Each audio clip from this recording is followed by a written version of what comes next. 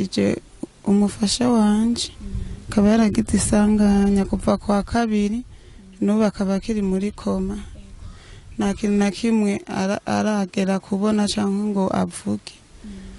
Nico gituma nosaba ko abo bafise umutima wo gufasha, bafise umutima w'urukundo, bomfasha kugira uwo muntu tumuvuze kuko n'uburyo bwaduheranye.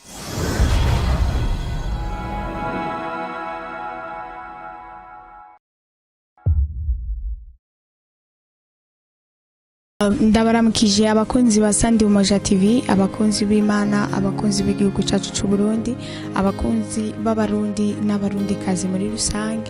Amahoro y'Imana asaga imitima yanyu kandi mwese mugubwe neza. Ni Arvela kuri micro, ya kamera akaba ari yongege. Amona twicaye turi muri hôpital militaire.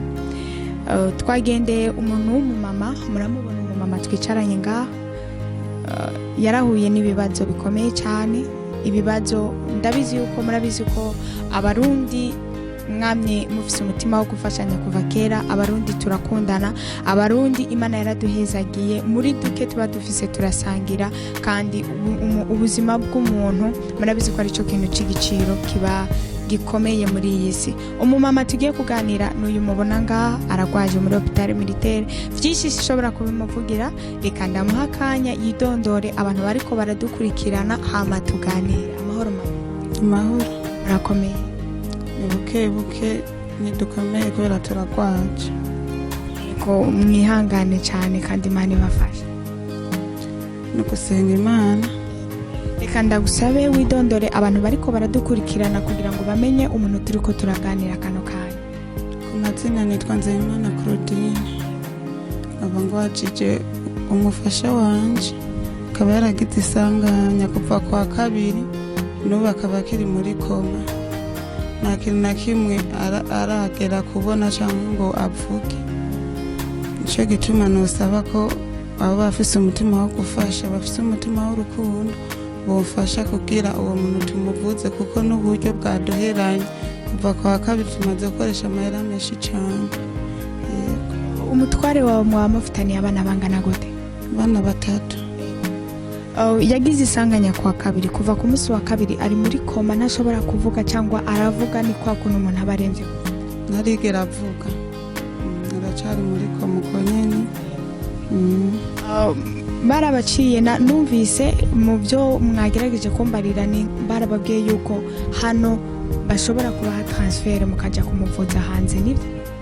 Batubwiye yuko dutegerezwa kumujana muri Kenya bakamuraba mu mutwe, ico igituma kubera ko yari yababaye cyane, bakamugura mu mutwe bakamuvura.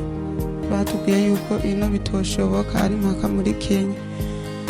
Ndiyumvira itike yo kumushikanayo uko ntazovugwa, mbona atabyo twoshobora kandi n'amahera yaduheranye.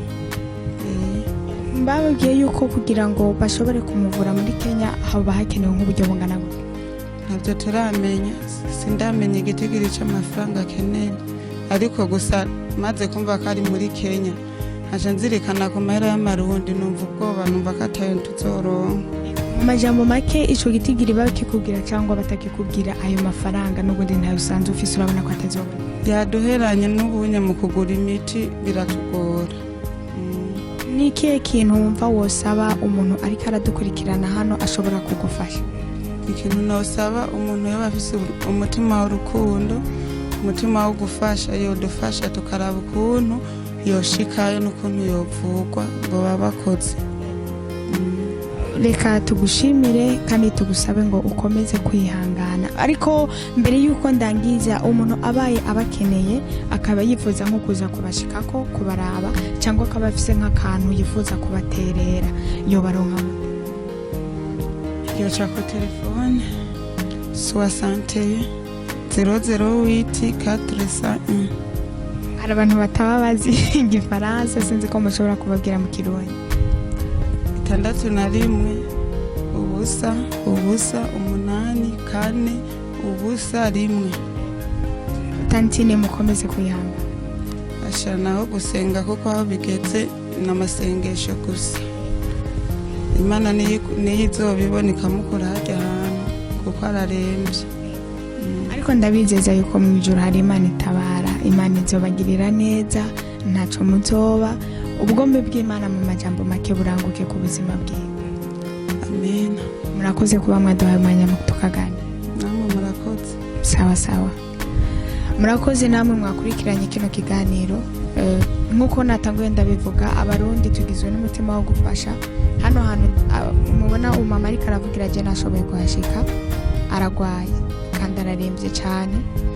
Mu majambo make, n'amafaranga yo kugura imiti ntayagihari, nta mafaranga yo kugura imiti agihari, kandi atunzwe n'imiti muri kano kanya ari mu bitaro mu byo tubonesha umubiri.